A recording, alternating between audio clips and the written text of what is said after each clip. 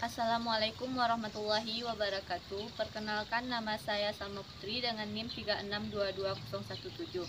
Di sini saya akan menjelaskan perbedaan sistem ekonomi Islam dengan sistem ekonomi kapitalis dan sosialis.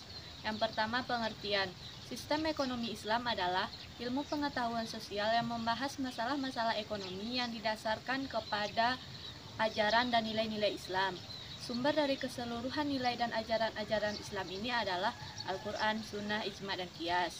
Dalam sistem ekonomi Islam ini, kesejahteraan sosial dapat dimaksimalkan jika sumber daya ekonomi dapat dialokasikan sebaik mungkin, namun dibatasi oleh peraturan-peraturan yang disebut dengan prinsip syariah. Seperti menjual alkohol, itu kan merupakan keuntungan bagi sistem ekonomi modern, namun tidak dibolehkan dalam sistem ekonomi Islam. Di satu sisi menguntungkan, namun di sisi lain itu dapat mempengaruhi kesehatan mental, pikiran, dan psikologi. Yang kedua itu sistem ekonomi kapitalis. Sistem ekonomi kapitalis adalah sistem ekonomi yang memberikan kebebasan kepada setiap orang untuk melakukan kegiatan ekonomi, di mana sistem ekonomi kapitalis ini orang-orangnya dapat menentukan nasibnya sesuai dengan kemampuannya. Yang ketiga itu sistem ekonomi sosialis.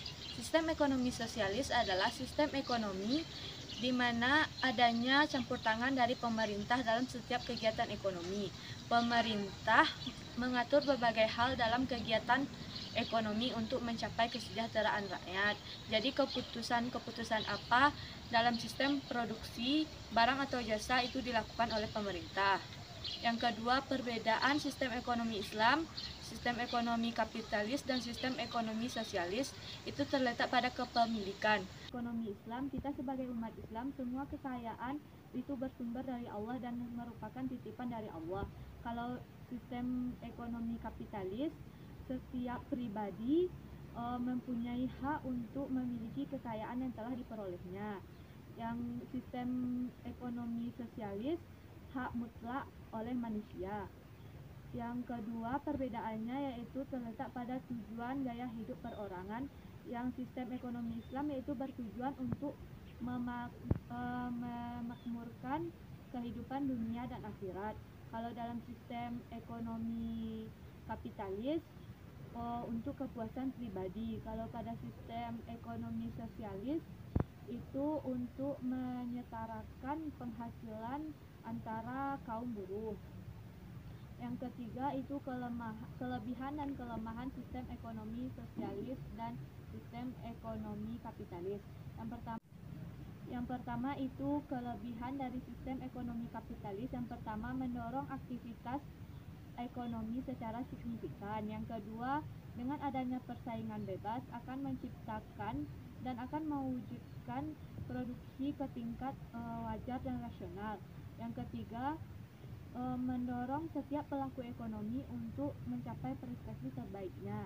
Kelemahan dari sistem ekonomi kapitalis yaitu monopoli dan persaingan bebas.